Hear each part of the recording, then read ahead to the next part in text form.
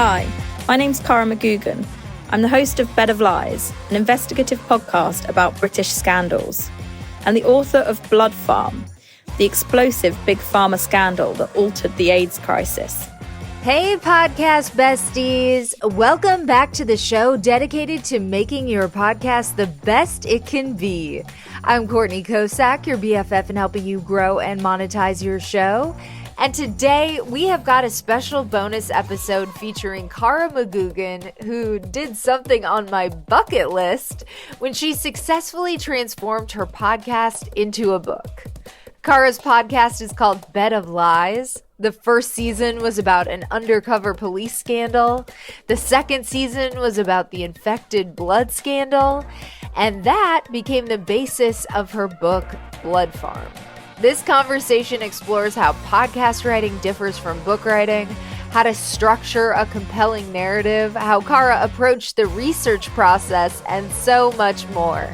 This episode is a deep dive into the opportunities and challenges of telling the same story through two different mediums. I am so curious about this topic. I heard you at Radio Boot Camp, and I aspire to do a podcast that then becomes a book or vice versa. So I'm very excited to learn more about this and to share this with listeners. The podcast came first. So how did the podcast come about, and where did the story idea come from? I guess for the first season, it was different too. So I guess we could start there. Yes. So maybe like you, I've sort of longed to write a book for a while. So that was always been in the back of my head as I've been a sort of journalist. And I was a daily features writer at the Telegraph in London. And so kind of writing stories every week, meeting lots of people, covering a whole range of subjects, but always feeling like, you know, you're finished with one story and you're on to the next straight away. Mm-hmm. And there were a few stories in that time that really stayed with me, that I felt that there's so many more people to speak to. I had so much more material that I wasn't able to use. And so I was thinking about wanting to do longer form journalism. And I did my journalism masters at Columbia the year that Serial came out. Oh. So that was really a year that kind of narrative podcasts took off, you know, it changed the game for the types of narrative shows and storytelling in audio. So that was always in my mind of something that I'd like to do. And so there was a head of audio, but a very small audio team at the Telegraph with quite small budgets. And I went to her and I said, I'd like to do a podcast series. And she was very game. She wanted to do something like that, but hadn't really thought about it that much yet. And so I presented her with a list of ideas. And so the idea we went for series 1 was about a group of women, left-wing activists, who discover that the loves of their lives weren't who they say they were. And they were, in fact, undercover police officers who had been sent to spy on them. It's just a crazy story. And it was something that there had been news articles about it. The scandal had been exposed 8-9 years earlier, but it was all quite disjointed. You'd get sort of one woman's story here, a bit of news about the police unit there. But unless you followed every article, which we very rarely do as readers, you didn't understand the scale of what these units were up to and how many women's lives have been overhauled, kind of destroyed by the infiltration and deception. So that was like a very obvious choice. I couldn't even believe the government sanctioned cheating that was going on in that series. I was like, whoa. Yeah, well, for me as a journalist, I think there's a slight difference between kind of entertainment, true crime and journalism. And this is kind of like your worst catfish story, because you find out that not only is there sort of big deception, catfish, cheating, coercion, abuse, but it's sanctioned and run by the state, by the police. So, you know, take your kind of average podcast deception relationship story and kind of elevate it to state corruption and wrongdoing. Yeah. Did you think about making a book out of that series? Because I mean, I feel like the material is there. Yeah, so I'd actually presented one other idea before that one that kind of fell through, and both were stories that I kind of thought there's so much here it could be a book. But going into that first podcast, Bed of Lies series 1, I knew that some of the women were already working on their own book. So they brought out a book a year after the podcast came out. So there's actually 2 books on the undercover policing scandal from the women. one a memoir from one woman who's not in the series, and the other is a kind of write-up from 4 women of how they uncovered who their partners were, and by doing so revealed what these units were up to. Oh, fascinating. Okay, so you get the green light from this woman at the Telegraph who didn't have that much experience with the narrative podcasting, but was excited. So how did you form the team, and then how did you approach the research process? So it was me and my boss, Theo Laludis, who has now left the Telegraph and is at Wondery doing more brilliant narrative podcasts. And we hired a producer who, it was a very sort of natural fit, the first person that we met. She knew this story in depth because she knew one of the women who had been deceived into a relationship. So she kind of had a insight into the story from the bat, and she'd done a lot of radio documentaries but hadn't done a sort of multi-part series before in this way. So we were all kind of starting from scratch, learning. But actually it was amazing because the 3 of us brought very different skills to the table, and we're all very willing and ready to learn from each other, and, you know, binged a lot of narrative shows ourselves, which really helped inform us. So it was a steep learning curve. What were you listening to? Well, I think Serial is the original for sure. God, I listen to so many podcasts. It's hard to really pin down which ones most influenced me. Yeah, you were in that S-Town, like that was kind of the era, right? Yeah, S-Town, Dirty John, In the Dark. That was the sort of starting points. But we had begun to get more diverse series through then. The BBC had been doing some very good ones. Missing Crypto Queen, The Lazarus Heist. But Bed of Lies was the first narrative show from a British newspaper. So we kind of were pioneering this type of journalism in the UK. So listening to lots of things, but really once you've started gathering the material, we let the material drive how we wrote it rather than being too kind of listening too closely to other people's shows. Yeah, totally. So the research process, I'm very curious about this part in particular because, like I said, I'm about to go on this journey. So obviously you're doing first-person interviews. How did you find all those people? And then what kind of other sources did you seek out? So the first series was the Undercover Cops, and the second is about a medical treatment that gave people HIV as part of this scandal in the UK that we call the infected blood scandal. And there's still an inquiry ongoing in the UK that should report in the next couple of months. So it's been a 40-year fight for justice. But obviously the story has tentacles in America, which I'm sure we'll come to, which is in the podcast and book. But for both those stories, I had written features on them before doing the podcast, and that kind of led me to want to do more. So I had characters to go to initially. So sources that I'd interviewed for those features were the first people I went to. And then in both of those, they're sort of campaign groups, and one person leads you to another. You speak to interview one and they say, oh, you should really interview my friend whose stories kind of tells this aspect that we haven't gone through with mine. And so I find that kind of like snowball effect tends to start up. The snowball effect kind of gets running and you've got one interview, then another until you've got too many. How long did you let yourself go on that process before you started putting everything together? I think there's a bit of a sort of feeling to it when you start to feel overwhelmed by the amount of information you have and people are starting to tell you similar things. You think, oh, we've actually already heard that. So you start to get a sense. I think I go through these waves. In the beginning, I'm always panicked that I won't find anyone, that the podcast won't come off because we won't get any material, which I know is an anxiety that's just unfounded. Then you do a few interviews and you're like, okay, we've got some good starting material. I could stretch that out to this. And then before you know it, you've got way too much. And actually you get to a point where doing more interviews starts to give you anxiety because you realize I'm never going to be able to use all this. So you get to a point where you need to sort of stop.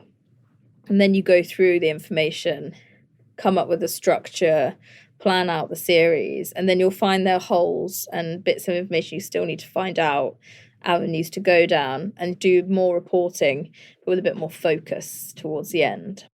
Oh my God. I love the way Cara explained her research process. That was so helpful.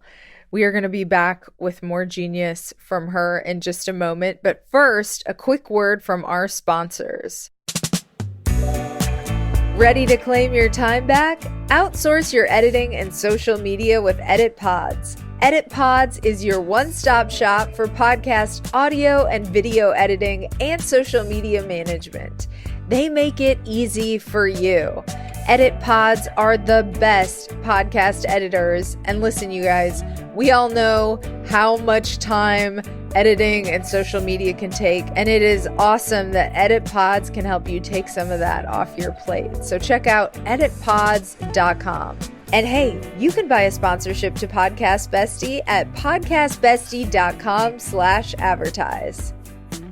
Give us a little tutorial in podcast writing. Like, now you've done these 2 seasons. What did you learn about how to tell a really good audio story? So you have to work from your audio. So I think the main mistake people make if they're coming from print writing into audio is you're used to kind of taking a quote and then you write your piece, you find quotes that will fit in. With audio writing, what you really want to do is listen to your interviews, mark them all up, listen to how people say things, like have they cut off a sentence in the middle? Do they go up at the end and it sounds like there's more to come? You can't just kind of take a quote and hope that it works, because you need to really see that they finish the thought. And then what you do is I tend to move clips into a document, and then you start to move them around to shape the narrative. You know, sometimes in an interview, you're going chronologically, but you end up going back to a point, or, oh, can we just go off here and go in a bit more detail? So kind of make sure it lines up. And then I tend to write around the clips, painting a scene. You know, you don't necessarily need your interviewee to describe everything. You can kind of condense bits into links which go between the clips. And you've got to think in scenes, I think. So you want to place the listener in the moment with the character, what they're seeing, how they're feeling, where they are, any sounds that you might want to layer behind that. You know, if you're there in a cafe and you want some cafe sound, for example, and you want to vary the pacing and the tone. So you'll have some bits where you go slowly and you see everything around them, and then other bits where you move through quite quickly to like get to the next stage. But I tend to break one episode into quite a lot of sections, and then in each section you're trying to vary the texture of it so that the podcast feels kind of fresh and engaging throughout. Mm-hmm. How did you think about beginnings and endings of each episode? I like to start with an intriguing prologue. So I'm always, we're doing the interviews and as I'm kind of structuring the whole series, thinking, well, what can be the prologue for that episode? And it can be a little think piece that's outside of the narrative. So in the second series on the infected blood scandal, we had one prologue that was about how you emotionally react when you're told you're going to die. And drawing in thoughts from all the different characters, I realised that actually they go through quite the classic steps of grief. You know, shock and denial, anger, moving on to acceptance. And everyone used the same language around that. So it was kind of, we weren't following one person's story or the investigation, but we were stepping out and looking at an emotion. So I like to think of the prologues as they're setting you up for that episode, for what's to come, whether it's a scene that's something shocking that we're going to get to later in the episode, or whether it's kind of an emotion that we're going to be feeling in that episode. And then by the end of the episode, you really want listeners to get to your next episode. Yeah. You've got to draw them through. So thinking, where can we land this? There's a question, there's a hook to bring you to the next episode that will keep drawing listeners through the series, because you've not done a service to your characters if people switch off after the first episode. Well, it worked. I have been listening to the whole thing. So then turning it into the book, there was a book proposal, and maybe even a publisher approached you. If you could kind of explain how the book got set in motion and, you know, the initial material that you came up with for that. So the second series of Bed of Lies, there was not another book out there on the infected blood scandal. There was a couple of good books in America, but they were back quite a few years ago, and they didn't kind of quite reach internationally.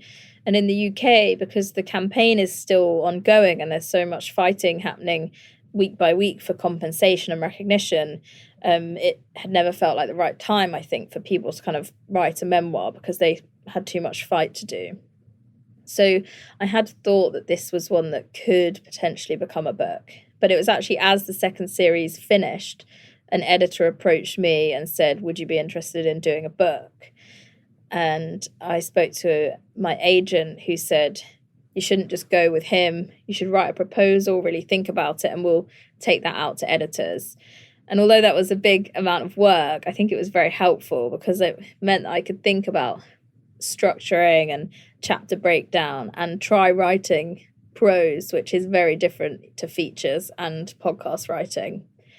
And so I did that, and then we were very lucky. I got 5 offers and ended up going not with the person who had originally approached me, but with an editor at Penguin. Nice. So when you did the proposal, like knowing that you had the podcast as this proof of concept, did you do the same kind of proposal that you would have done if that would not have existed? And what kind of details did you include in your proposal? So I think the bit where I was able to shortcut slightly having the podcast was in providing chapter examples. So I think normally the chapter examples, you might want to provide like 2 or 3 chapters. So the prologue and then definitely chapter 1 at least. But because I had the podcast, I just wrote the prologue, which was only about 1,500 words. So it's a very short chapter sample. So I think I was relying quite heavily on the fact that I could say, look, I've done all this work for the podcast. You can see that I know how to structure a narrative, although it's not written like prose. Hopefully it's enough to show you that I know how to do that. But I think the prologue also definitely helped show that I can adapt my style.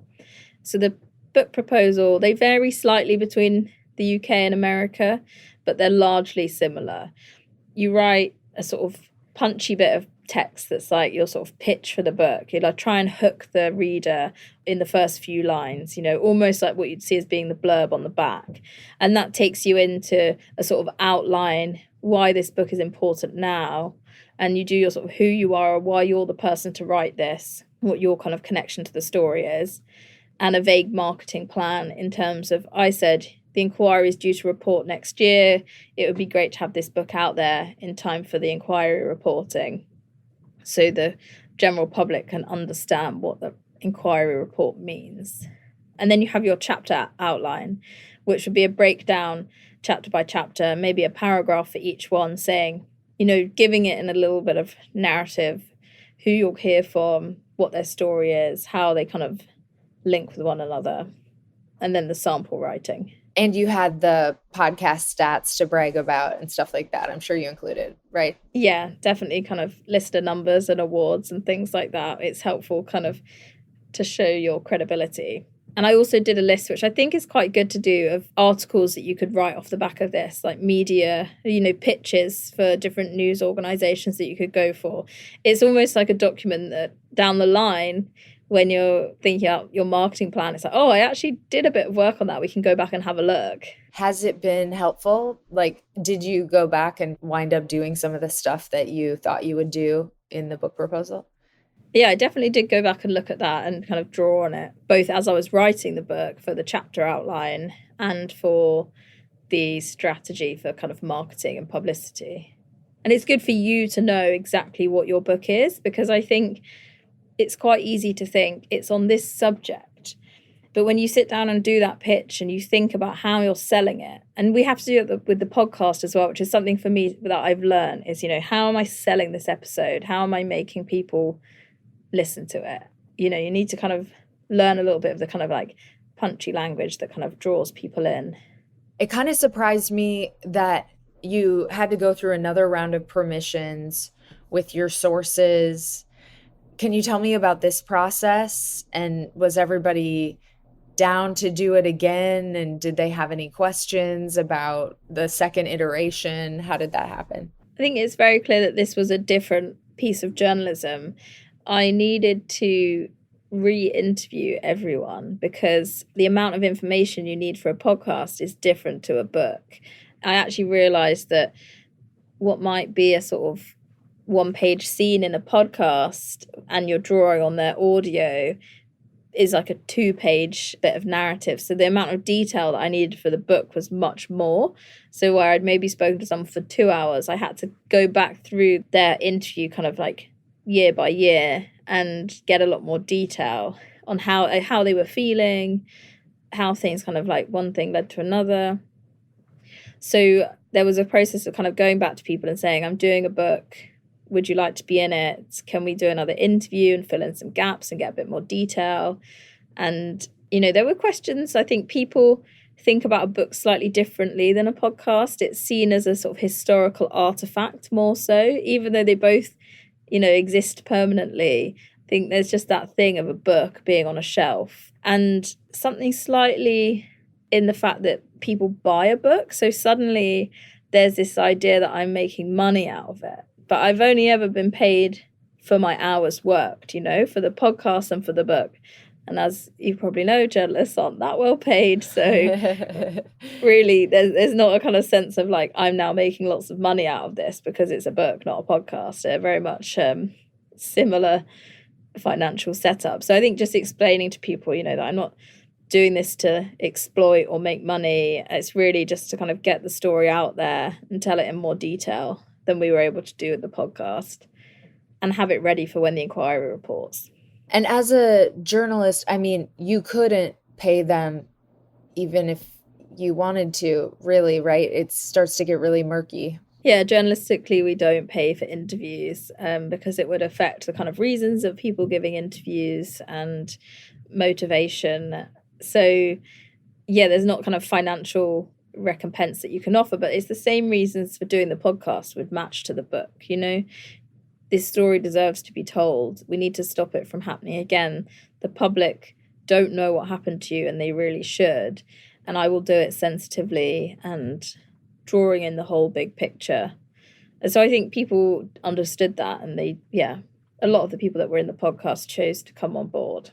So yeah, I will say I was just very disappointed in the medical establishment and, I mean, obviously the pharmaceutical companies, but my expectations for them are so low at this point. But yeah, it's really unnerving and makes you think of all the other times that I'm sure profits have come first or we've been lied to about what we're putting into our bodies. What I found quite disconcerting was after the book came out and I was doing some media interviews, I was joined on the BBC, but with a doctor who has chaired medical inquiries in the past. And I was actually quite shocked to learn that there were lots of patterns in this story that are replicated across other medical scandals.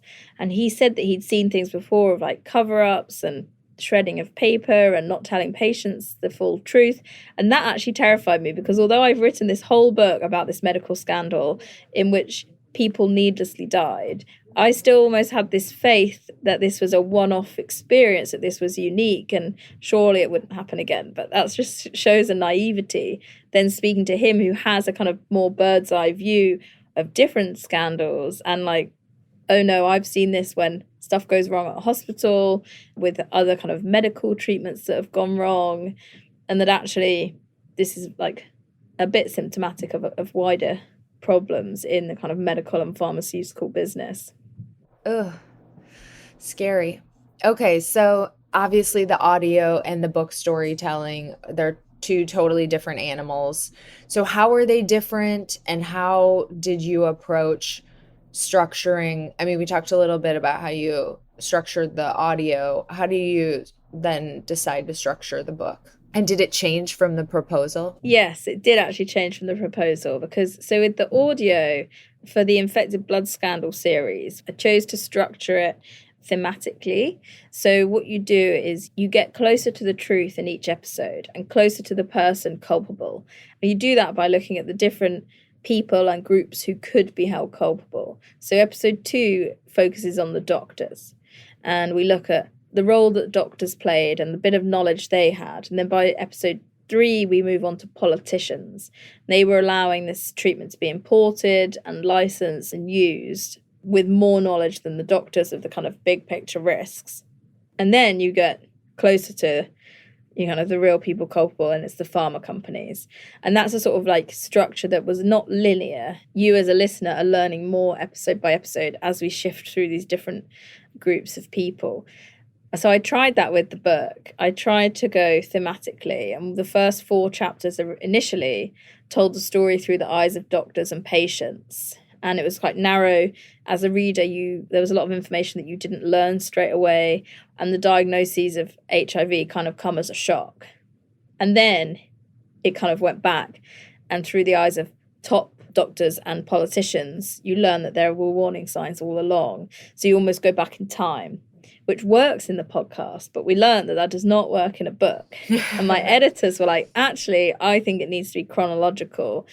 I think we need to go year by year and follow the different characters. And so we ended up in a situation where, beginning of chapter 3, it just says the first sign something dark was cresting on the horizon was 1982 in the CDC's first AIDS report. So you get that word years before any character is told that they have this new illness. But what you do there is the tension is different, because as a reader, you know exactly what's coming.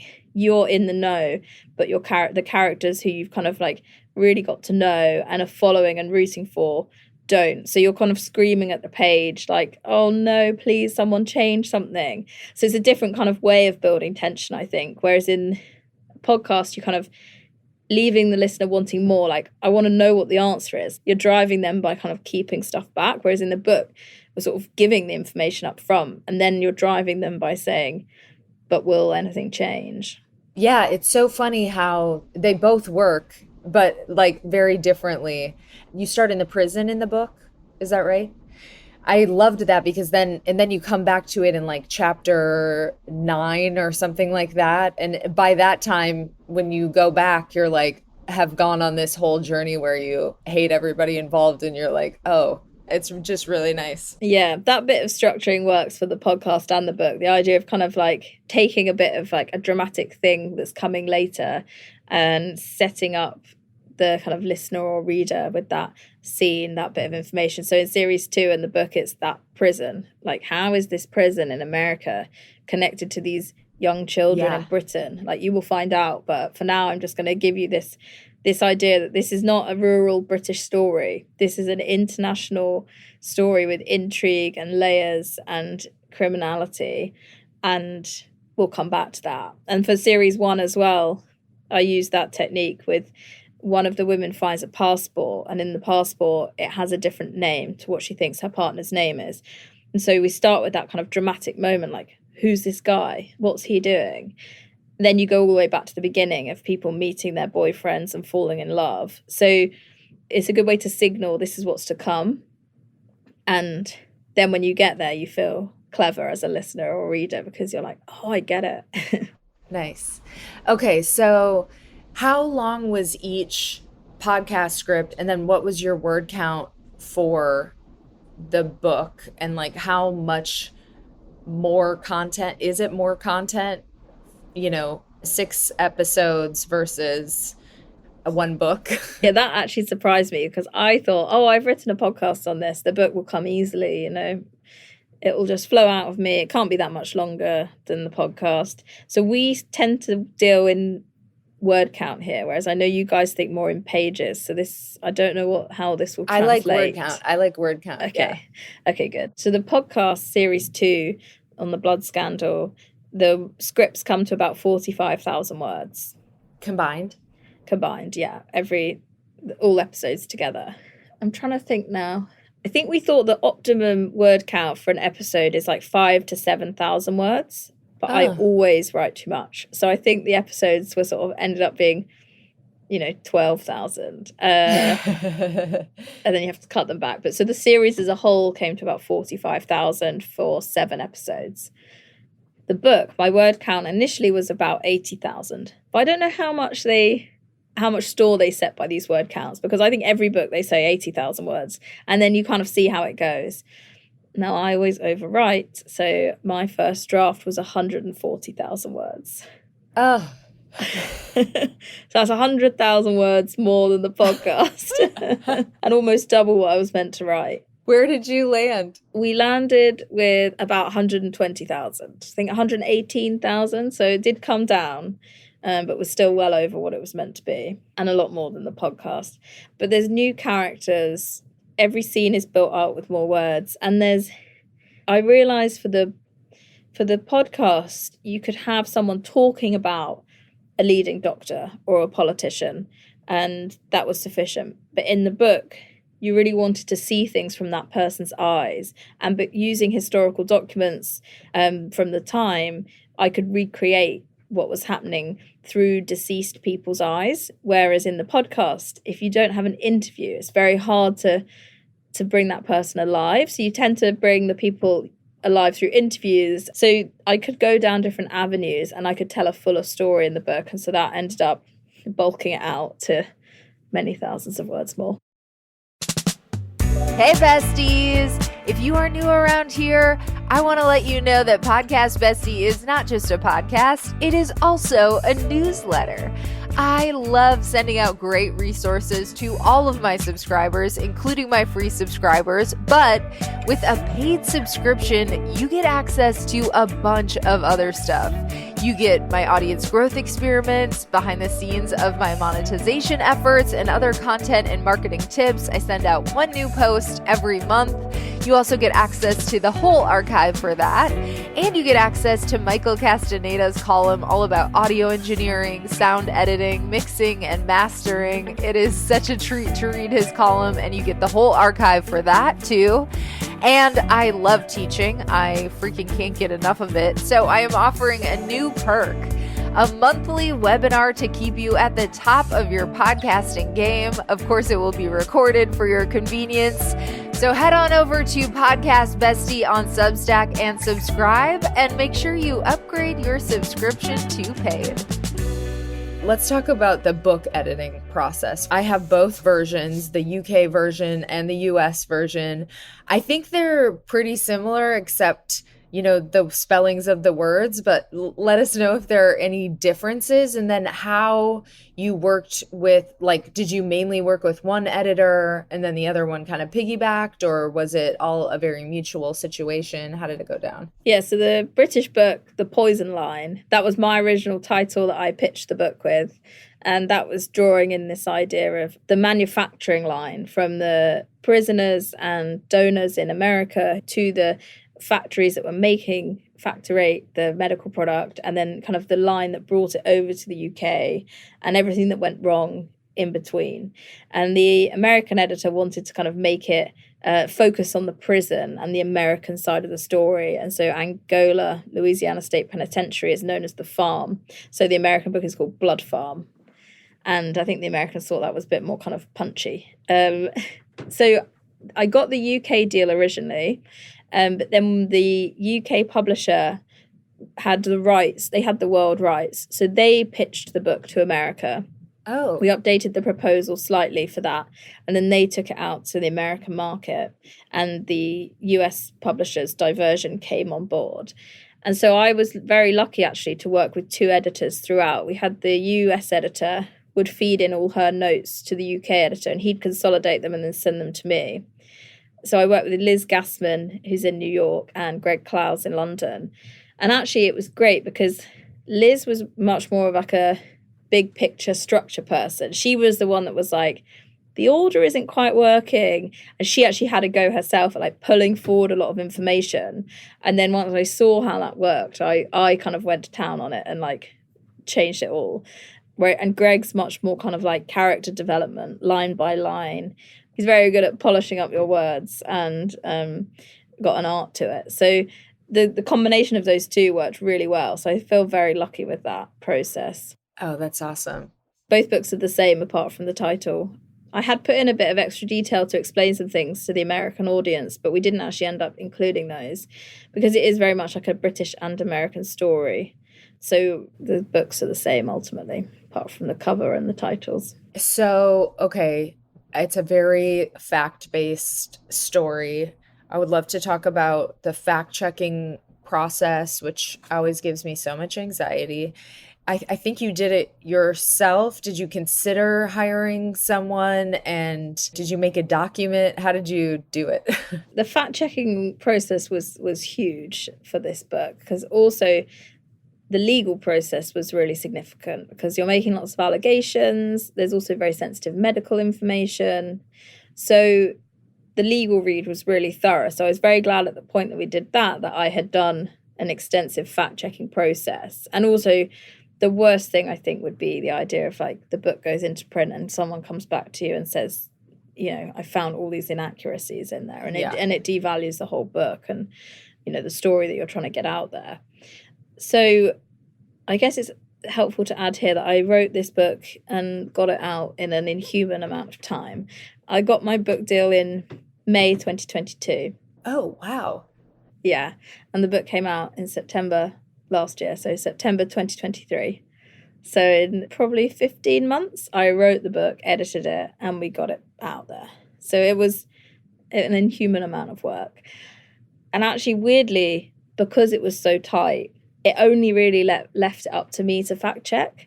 I had like 2 weeks in which I could fact check, and I just didn't feel that I could kind of pass the whole thing over with all my notes and someone else could get their head around it and it be fair to them to do that process in that amount of time. So I ended up doing the fact check myself. And for that, I phoned sources and read through their sections, the facts in their sections, when it was kind of personal story. Also checked details against inquiry testimony and witness statements. There were some sections that were medical and legal detail that I shared with knowledgeable people to read through and to make sure that I'd got the facts right. And that was really helpful. That did kind of sift out quite a few things. I think the whole process surprised me in how much just small details here and there slip through. So those kind of bulk sections of like phone calls and asking people, expert readers, to read. And then I actually went line by line and checked the source material against what I'd written. And there were some times when I just couldn't find the source material, and I was like, where did I get this bit of information from? So that was where footnoting helps massively. As you're writing, just kind of footnote everything, just even if it's just bunging in a link, you know, to a news article or to a document where you got that bit of information. So ultimately, I kind of went line by line and did check everything. And it was very intense. There was a lot of 1 a.m. nights. I think I was even on holiday for a wedding, and I'd be getting up in the morning and doing some fact checking while everyone else slept. It was very tiring, but I'm very glad I did it. Yeah, the time frame in a small way is like a little bit of a blessing, because you're so steeped in the material that if it would have been years, it might have been even easier to make mistakes. That's true. It was all very front of mind, which was good. I think I could have had a bit more time, but there is that thing of you'd have still stretched it out, and I'd probably still have been working till 1 a.m. So yeah, in a way, it's like, okay, well, it's done now and I can sleep. Yeah, totally. So we talked a little bit about the legal stuff was kind of intense, and that is a concern for me too, just like the potential for being sued. So did you go into your book contract with that in mind, like wanting to make sure you were protected? And then another contract question is about IP. And I think since it went through the Telegraph, you can kind of explain if you retained any of the IP. So I didn't realize this about book contracts, and I don't know if it's the same in America, but you actually have to pay for the legal read. So I think we split the cost of the legal read, me and my editor. So actually the fee for the lawyer comes out of my advance, which I didn't know until after the fact, but you know, that's fine. It needed to be done. It wasn't not going to happen. But I think, you know, Penguin would be the people that would be sued rather than me because of the nature of them being my publisher. So it's one good thing about being published with a kind of big publisher behind you rather than self-publishing. And we had a lot of helpful advice from their in-house lawyer throughout on different points. I had made the podcast before and, touch wood, had not had legal issues. So as a journalist, I'm quite used to that in my work of kind of making sure your information is grounded in evidence and you don't go too far, what you can kind of reasonably say and prove. And I did have that at the back of my mind, but a lot of my information was kind of backed up with inquiry testimony, court documents. So that's helpful. And the legal read was really helpful because they did really go line by line, and he'd picked out bits of information and say, where have you got this evidence from? Because, you know, you're making an allegation here. And actually it was like a double fact check, because then I'd go and I'd look at the source material and I'd say, look, it's in this document, it's here. Sometimes I'd like maybe actually adapt the wording, having redone that. But so that did actually, it was, you know, the legal read document was like 30 pages long. Oh, wow. Yeah, it was really extensive. We had a 3-hour meeting going through each point. It was intense. Was there anything ultimately on that read where you had to take anything big out? No. There might have been a couple of small lines here and there, but no, I think because I had so thoroughly referenced and fact-checked, I could kind of back everything up with a document. So that was very helpful for the legal read and giving them confidence in what I'd written. And then what about the IP? So this is a place where I think the podcast world is still developing, and publishing is, you know, it has been going for hundreds of years. And so interestingly, in publishing, you as the author retain your rights to the story. So if the book gets optioned for TV or film, they are optioning that from you, the author.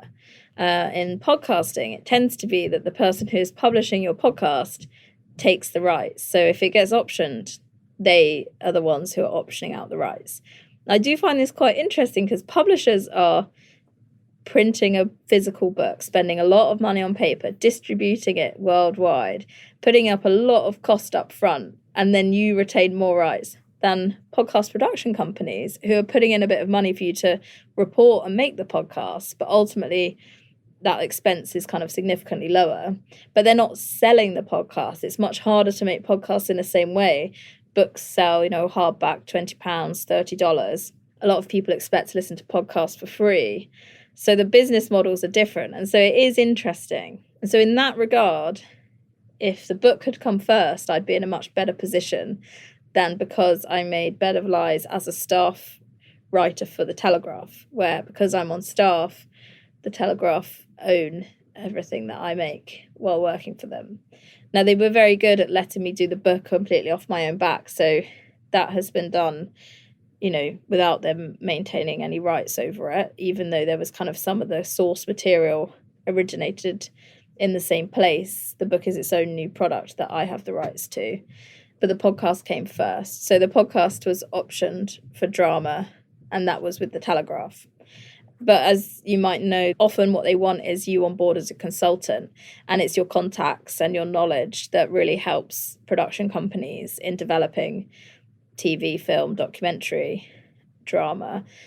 So I have been working with the company on that, and actually doing the book means I have so much more information and so much more contacts. So although my book has not been optioned, they're finding ways to kind of remunerate my work through consultancy. But it is very complicated, and I don't really know what the best way to go about it is as a creator. Would it be better if I was freelance? I don't know. It probably would be better to do the book first and then sell podcasts and documentaries and things off the back of the book, which is the thing that you own as the author. But I don't know if you've had a different experience. No, I don't know. I mean, I'm like on the cusp of trying to figure this out, but yeah. And usually the podcast company, even if you are like really negotiating hard for the rights, it's like they probably won't let you own all of it, you know? But if you could own a controlling like 51%, I don't know. But that is an important point, I think, to negotiate for. But it's interesting. My follow-up question was going to be, there's so much more in the book. There's so many more characters and stuff like that. So I was curious if they also optioned the book, but that's a good workaround to just hire you. And then they just kind of get that way. My understanding is on the optioning side of things, what they really want is to be able to go to a commissioner and say, this is based on this bit of IP. And there's a proof of kind of listenership, readership, and narrative structuring here, but they didn't need two pieces of IP to do that from. So that was why they were kind of like, we don't really need to option the book. But there is a slight question because the book is still available for option. So if their project doesn't work, then there's a chance that someone else could option the book. And, you know, there's a chance that could happen. And option fees kind of, they lapse after a couple of years. So that could happen. In which case it would just be you, right? And not the Telegraph? Yeah, so now having done the book, don't tell the Telegraph that. But I would say, one thing I would say, and kind of, I think you have to write a book and make a podcast because you care about making that product. I think we get very wrapped up in kind of optioning and TV and film that it threatens to become the main concern. And I think you can't write a book because you want a film. And you can't make a podcast because you want a TV series. Because if you just want to make a TV series, then you should be in TV. And so you can't be making a podcast thinking, this is going to be on TV. Because you need to make the podcast the best it can be because you care about that medium and that's the medium you want to be working in. So I think it shouldn't be our be-all and end-all. But the other thing of that is that if a company owns the rights, they get money for nothing, which is unfair. If I had to give up some of my advance for the book because the rights were rested with someone else, I would have been really annoyed because that book was so much work that, you know, on an hour by hour wage, I've been not paid very much money at all. And so if I had to give like half of my advance to the Telegraph because they owned 50% of the rights, and in my contract it had said I get 50%, and I had done all that work and then I had lost half that money, which was my salary for doing it, because of that, I would have been really annoyed. So I think that's something I would say. If you're thinking, if a podcast comes first or a book, either way, actually, if it's something that you're going to have to spend time making, then you want to be fairly paid for the work, because it's not money for nothing. It's money for work you're actually having to do. Okay, so before we go into our like wrap up questions, is there anything else you want to share about either the podcasting process or the book writing process or both?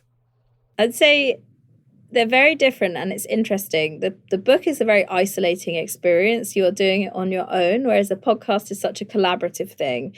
You've got the producer, you've got the editor, you might have a bigger team, but every decision is kind of you're talking it through together. And all of a sudden doing the book, I was like, oh, how should I start this chapter? I don't know.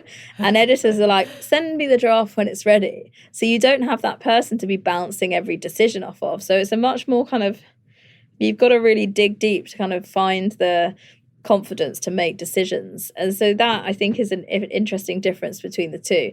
I enjoyed them both.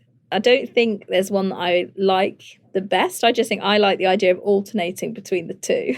Yeah, as a writer and a podcaster, I totally get that. And I think they, you know, depends on the story, of course, but I think when they can work in tandem, that's like a really beautiful thing because you got to do the research anyway. So, yeah. And there's, you know, downsides to kind of thinking, oh God, I'm going to do a whole new thing on this subject. But actually, you've done the groundwork. So why not kind of use that rather than start from scratch? So I guess normally I just do this for writing, but let's do it for both. So you can give a writing answer and a podcasting answer. So do you have any bucket list writing goals and podcasting goals? On the writing goals, it's tricky because I have now written a non-fiction book. I wanted to write fiction. I have written a novel, but I don't actually know if I should kind of go back to that and pursue that, or if I should now kind of really make myself a non-fiction writer. So I would say like a bucket goal is get a novel published, but I'm also still actually trying to grapple with this identity in the public of whether I should try and release a novel or whether I should kind of stick to non-fiction for now as I kind of carve out my identity as a writer. Oh, interesting. And then on the podcasting side? I'm making a third series of Bed of Lies, which will be out later this year, sometime around summer. So I guess an immediate goal is hopefully make that as good as the previous two series and have some impact with that would be amazing. I think after that, I would like to do a podcast maybe that's a bit more kind of contemporary. So my Bed of Lies has become sort of historic injustices that people don't know enough about and kind of lifting the lid on those. I would like to do something where I'm revealing something happening now and potentially stop some sort of corruption or wrongdoing. So bring it a bit more contemporary. Ooh, I can't wait to hear it. What's one piece of writing advice you wish you could give your former self? And then we'll do the podcasting. You've got to just really do it, which I know sounds silly, but you need to. Lots of people want to write and talk about writing, but don't really sit down and do it. And doing the novel in my spare time really taught me you have to chip away every day. Even if you write 300 words in 20 minutes, if you do that every day, you will get better. And at the end of a year, you'll have a whole book's worth. And so I think a lot of people think, oh, well, I'll leave it to the weekend or I'll leave it to my week off. And you'll never kind of actually produce your final product if you do it like that. And doing the novel as this kind of daily hour, when I got to the nonfiction book and I had to write this book in a year, it meant that I could actually break it down, 700 words a day, which then became 2,000 words a day. But you're sort of breaking it down as like, it's the cliche of marathon, not a sprint. You're not going to run a marathon if you don't do any training. And I think with writing, you really have to just start. Don't be scared to start. A lot of people, like you asked me at the beginning, when did you call yourself a writer? People are scared to call themselves an author to do it. But just, open your laptop and start. I love that. What's one piece of podcasting advice you wish you could give your former self? Record everything, because you never know when a bit of audio is going to come in handy. If you have an amazing drink that leads you to a story, you kind of want to have a bit of audio from that drink on file. And again, if you have ideas, write them down, flesh them out and pitch them. I've had a lot of ideas that I've thought of and haven't written them down and then have become podcasts elsewhere. And every time you sort of kick yourself slightly and go, damn, I had that idea. And so actually kind of like catch those ideas, put them down and do something with them. Yes. What's one tip for writers trying to get a book published? Don't be scared to ask other writers questions and agents and get a sense of, where your book might fit and how you're going to market it early on, because people are always very willing to share their knowledge. And I think that really helps you frame your own work and start talking about it. You're never going to have a situation where the first time you talk about your book is when you're sitting in front of an editor who's going to buy it. By the time you get to that point, you want to have had so many conversations about it that you're bored of talking about it. What's one piece of writing that makes you jealous you didn't write it? I love S-Town, the podcast. I just think it's so beautifully written while also kind of telling the story and building the audio world. It's just kind of like sentence by sentence. When you go and read the transcript and listen along to that podcast, it's absolute masterpiece. And I wish I could kind of frame my podcast in the way that he does. Oh, that's interesting. I'm going to have to re-listen to that now, thinking about the writing, because he was such a crazy character that's sort of what was like front and center for me. Yeah, the main character is crazy, but really I think it's in the writing of how the writer draws the character out and like sets him in this, he's a clockmaker and he sets him in this world of time and space, and it's just really beautifully done. What's your all-time favorite piece of your own writing? That is tricky. At my book launch, I read the end of the book, which is slightly unconventional, giving away the ending. But that ending came right at the end of the second or third draft. We just weren't sure the ending was working. And I just kind of like, it came to me and I kind of put it down. And I think, I'm really pleased with how it finishes things, but it kind of came quite late in the process. So maybe for the sake of this, I'm going to say that, although I'm not fully sure.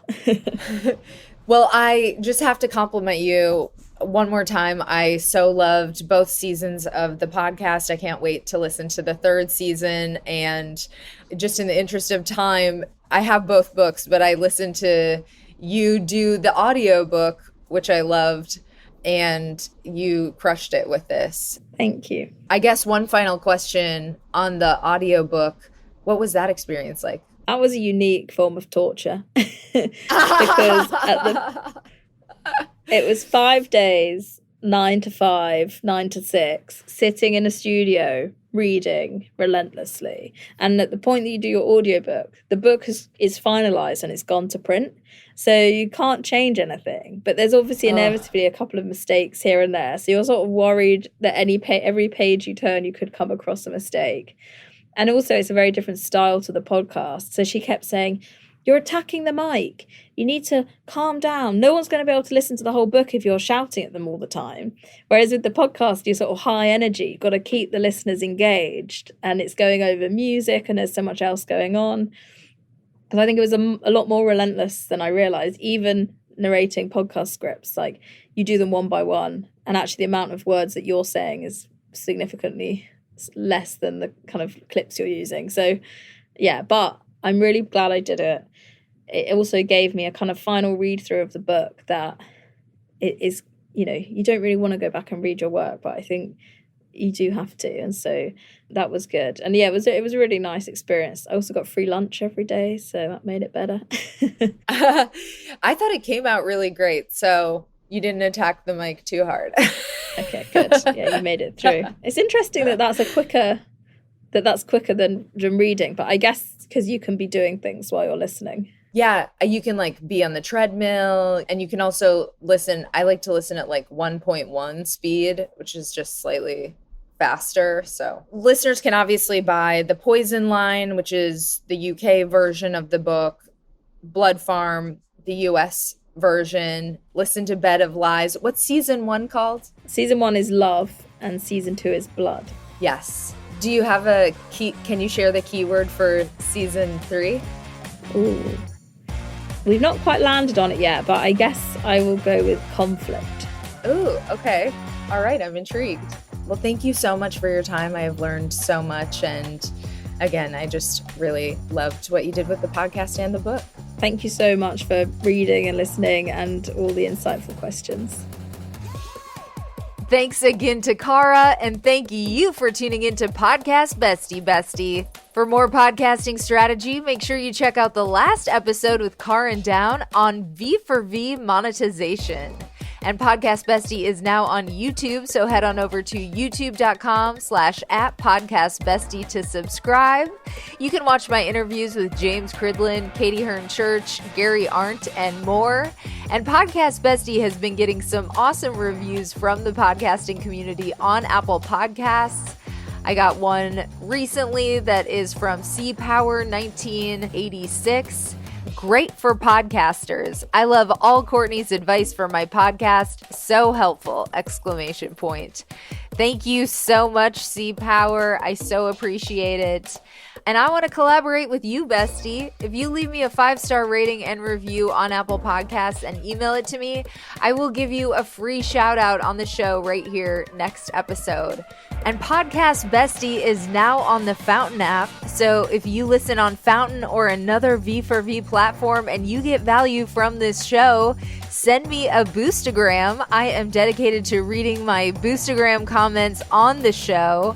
I want to read a few that I got after the last episode about V for V. I got a pre-boost for Karen added to my queue to listen to later. That's from Nick. Mere Mortals podcast boosted 22,222 sats. Thanks for having me on, Courtney. It's always funny listening in and hearing all the small words/sentences you like to clarify, but your editing here made it sound better than I remember it all coming out. Smiley face. I liked those additional notes of your experience using Fountain. The model runs on honesty, so being real about how it's going for you is important to avoid misconceptions. V for V can be a long journey at times, but those are always the better ones anyway. I totally agree. Thank you, Karen. And Gail Tear boosted 100 sats. Thank you so much. Jean Bean boosted 2,222 sats. I think that's a row of ducks. I'm not sure. I need to look that up. Value for value only works when you, as the podcaster, embrace doing the ask during each show and acknowledging those who contribute. V for V is really a two-way street. Chris Fisher of Jupiter Broadcasting is an example I think this show's audience could relate to. Maybe you could do a follow-up episode with him. Yes, that's a great idea. I would love that. Thank you, Gene Bean. And Old Shark boosted 100 sats and said, thanks, especially for the honesty in terms of what you personally have earned on a V for V basis. Good job. Awesome. I love all these comments. I think I got another one that slipped through somewhere from Oscar Mary. So thank you to Nick. Thank you to Oscar. Thank you to Karen Down. And if you want to leave me a Boostagram, I would love to read it here next episode. Plus, there's another easy way to get featured on the show. You can simply buy a sponsorship at podcastbestie.com/advertise. I have super affordable packages starting at just $25. And check out my other podcast for more of my audio creations. I have Private Parts Unknown, which is about love and sexuality around the world, and The Bleeders, about book writing and publishing. And you can follow me in between episodes at Courtney Kosak. My last name is Kosak on Instagram and Twitter. And I send out lots of newsletter exclusives to my besties. So, of course, make sure you're signed up for Podcast Bestie on Substack. That's podcastbestie.substack.com/welcome. Until next time, happy podcasting. Bye, bestie.